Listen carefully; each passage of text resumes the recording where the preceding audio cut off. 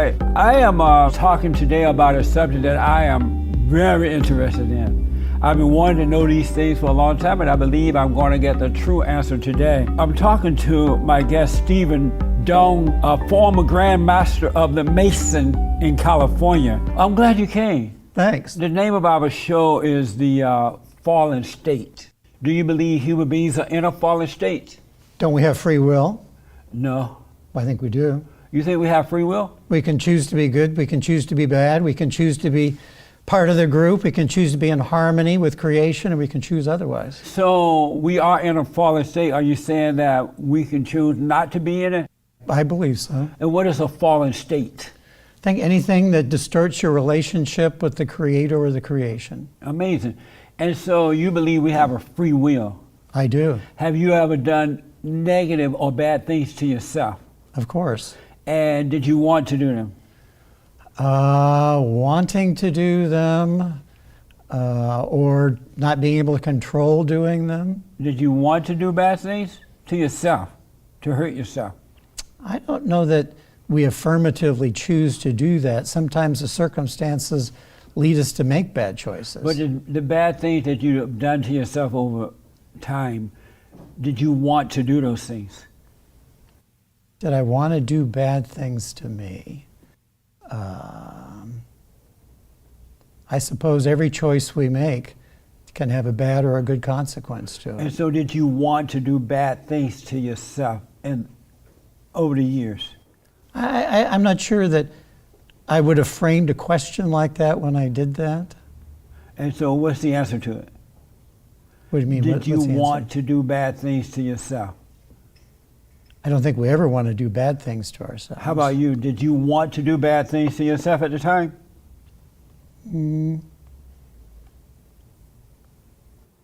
I suppose when you know something is going wrong and you feel some compulsion to do it, but sometimes the emotion So kicks did you in. want to do bad things to yourself?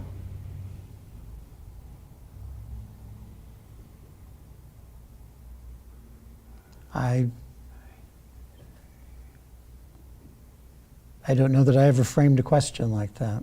And so now that the question has been framed like that, what do you say? Well, I'm not sure what you're aiming at. I'm a lawyer, so maybe I... You're a lawyer? Yeah, maybe... Well, you're smarter than I am. Maybe you need to rephrase the question. I'll rephrase the question. Okay. Did you want to do bad things to yourself when you did them? I don't know that anybody ever really wants to do bad things to themselves. How about you? Did you But want to we can do... make sometimes some bad choices that lead to bad results. So did you want to do bad things to yourself? Did you want to do that? I don't think anybody affirmatively goes out, I mean, unless you commit suicide. So what's the answer? Did you personally want to do bad things to yourself when you did them? I can't think of an instance where before I did something, I affirmatively made the choice, I'm going to do something that's bad. And so the answer is yes or no? I don't think ever before I did something that I regretted later that I affirmatively made the decision But I'm you're going to do going something around bad. the question. He's evading the question, Judge. Did you want to do bad things to yourself when you did them? I don't think I'm evading the question. You won't give me a yes or no. You're just like a lawyer. No, you asked me to describe a circumstance, and No, I did. I asked you a question. I didn't ask you to describe. Well, maybe there's not an answer to your The question, question Jesse. is, you say you have a free will. That's right. And so my follow-up, did you want to do bad things to yourself when you did them? I don't think ever when something happened that I regretted that I didn't ask you if you regret it. Did you want to do? I'll be better in the court than you. Well, that could be. Did you want By the to? way, I don't go to court. Well, I'm a telephone lawyer. I'm not a court lawyer. Oh, okay. Yeah. So did you want to do bad things to yourself when you did them? I don't think before I did anything, I made an affirmative decision I want to do something bad to myself. And so why did you use your free will and not? Because things to yourself. sometimes free will is overcome by emotion. So maybe you don't have a free will. Genetic predisposition. Maybe you don't have a free will. Oh, I think that you do have free will because. But why would you always do good? Just because you're genetically predisposed maybe to do something, to take a certain risk. What does that mean, genetically predisposed? I think we're all genetically predisposed to do certain things. To do bad things to ourselves? I think so. No, I never heard of that. Oh, well, yeah. Early onset alcoholism, for example, generally strikes when you're between 12 and 13. But genetic, generally get it from your dad, mostly happens with boys. They're genetically predisposed to substance abuse. No, that comes from depression. That comes from becoming angry about something, and now you have anxiety or depression. I think better. that those in the field would say that that's genetic. Amazing. Early onset. Never pay attention to the experts. Okay. They're liars. They have too much knowledge. Let me tell you one of my life experiences. Okay. Well, one thing I do is genealogy. Okay. And I do it based on genetic testing, use saliva, it profiles it, and then it matches you up with other people who are family members. Right. I've helped adopted people find their biological families. That's beautiful. Who have said, when they've come to me, I never felt like I had anything in common with my adoptive family. Right, I understand. But when they met their genetic family, they completed one another's sentences. Right. They had the same life view. Now, how could that be so if they were not genetically predisposed to that? But that's not, you may have the same genes as some of your parents, your family member, but it's more spiritual connection rather genetic connection. Because I felt that way about my stepfather. He was a good man, but I could never connect to him. Right. And only when I met my real father, right away. Right. Immediately. But it was spiritual connection, not genes. Yeah, well, how can you have a spiritual connection to somebody that you've never met, that you can complete their sentences, if it's not some way or another genetically pre-coded in you? Because you came from your father, and so that's where you get your identity from. Okay, well, the only thing your father gave you is the genome you have. But he gave me his spirit, too. Oh, well, that has to be in the genome. No, it's outside the gene. Yeah. Okay. I want to talk to you about Freemasonry. Okay. And at one point, you were the Grand Master of Mason in California. Correct. So how did you first become a Mason and why? Well, I became a Mason when I was 21. And what made you do that? My dad was a Mason. It still is. My dad's still alive. He's still living? How old are you? I'm 69. You're 69? Right. So your dad is like 169? No, Dad's 91. That's amazing, man. Yeah. Longevity runs in my family. It's genetics. Genetics. That's amazing. Yes. Yeah. Are you close to your father? Yeah, he lives out in Thousand Oaks. Really? And do you call him Daddy?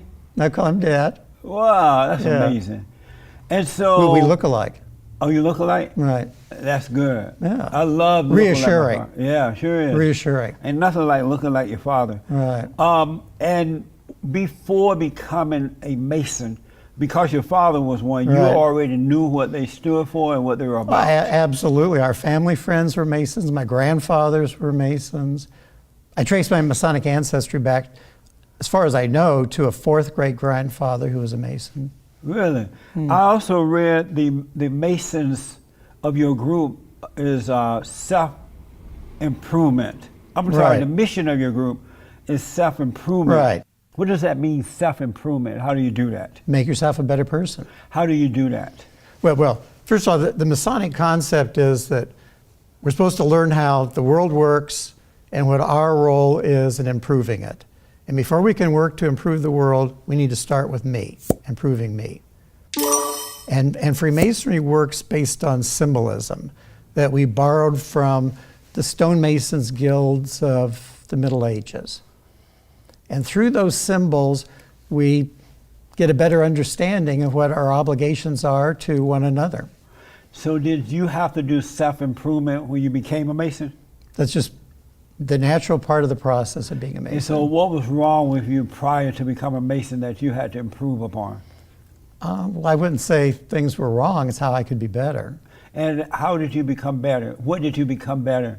How did you become a better person? I mean, what did you become? What is the evidence of Yeah. that? Well, I like to think I'm more patient. I like to think I'm more altruistic, What is altruistic? doing for others Oh, okay. with no expectation of getting something in return. And you were not that way prior to becoming a Mason? No, I wouldn't say that. I'd say maybe I'm better at it. Oh, I got you. And do they teach you to become that way, or did you just No, that's the by point. observation? That's the point of self-improvement. You work on yourself. And do they tell you to do that? Like in the meeting, we all have the Mason meetings. Right. Do they say, okay, today's meeting is about self-improvement? No, we wouldn't do that. How do you know to do self-improvement once you get there? Well, that's the whole reason to join, is for self-improvement. So you to know that when you come. Oh, to know that before you become a Mason? Right. But how would I know if my father's not a Mason, and I know no one who is a Mason, and they have secrets. They won't tell you the secret, right? I have an uncle who is a Mason. I'm like, what is the secret? He won't tell me. And so, Jesse, there are exposés written about the Masonic ritual. You can find them in libraries. You can find them on the internet. so is the secret out? Do the Masons still have a secret? Well, I guess it depends on what you mean by a secret. I think some of the things we're talking about, obviously, people don't generally understand. How do you do self-improvement? How would I know that that's the mission of a Mason, of the Masonry, Mason, to do self-improvement if no one told me beforehand? Oh, I suppose Would I word of ask- mouth, reading about it. Oh, I see. It's all out there. The information is out there somewhere. Right. Oh, I got you. And most people who come to become a Mason have already done some due diligence about the organization. There's something about us that attracts them to us. I think the fact that we've been around for such a long period of time, the fact that it's an intergenerational environment, it's not sitting in front of a computer every day. We don't allow discussion of religion or politics at lodge. How long has Freemasonry been around? Well, and I think probably what you're asking is, How old is it? How it's long- not a religion, right? It's like no, a of course, club. no, it's not a And so religion. how long has this organization been in the making? How many years? Well, at least as far as being a organization that's about spirituality and philosophy, since the early 1600s. Did it start in the United States? No. When did it start? The British Isles, England and Scotland. Oh, I see.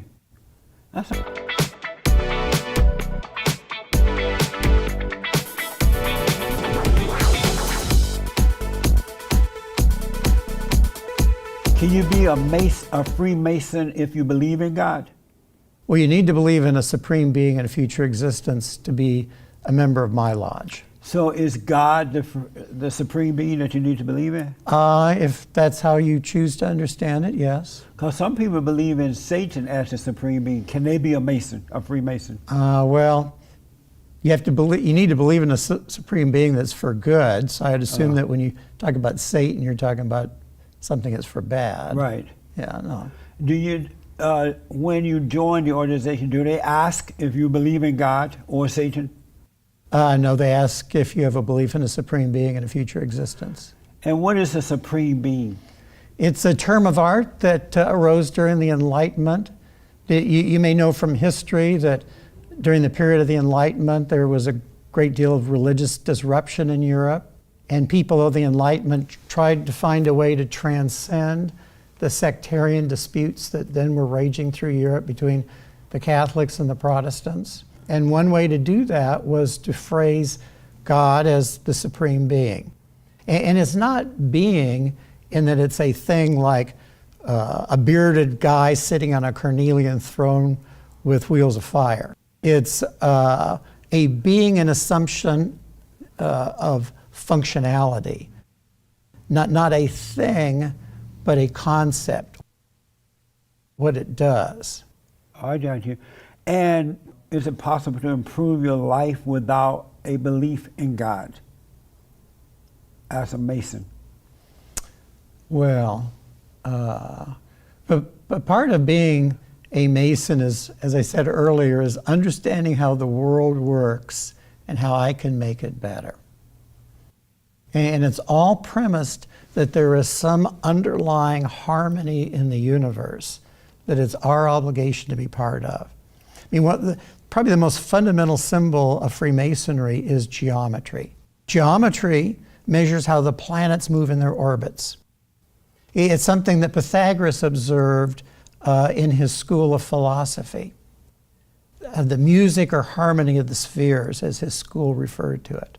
We can see it today in quantum physics. Everything, Jesse, ultimately is energy.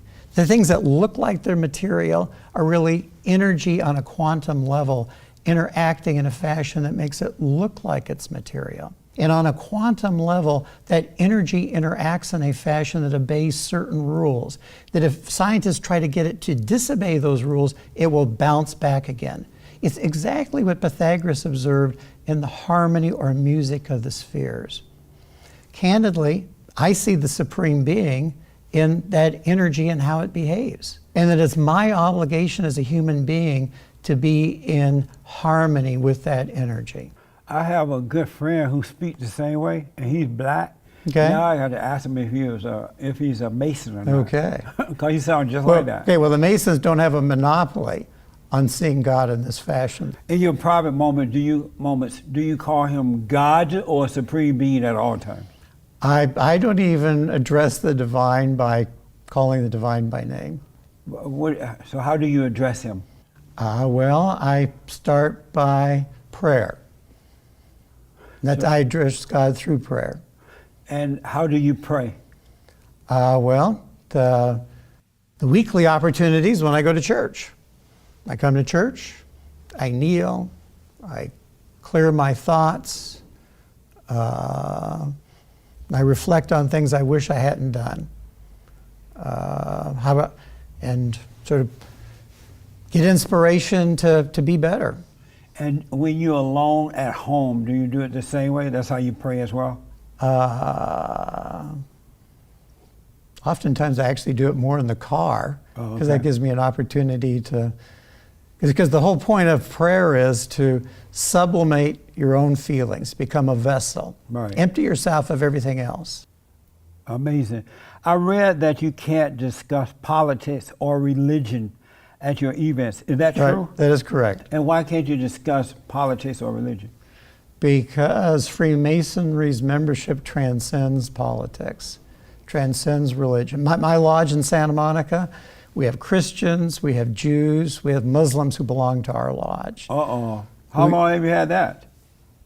I guess I'd have to go back and check our lodge records, but Masons have been Christians, Jews, and Muslims. I'll just look at the English Empire.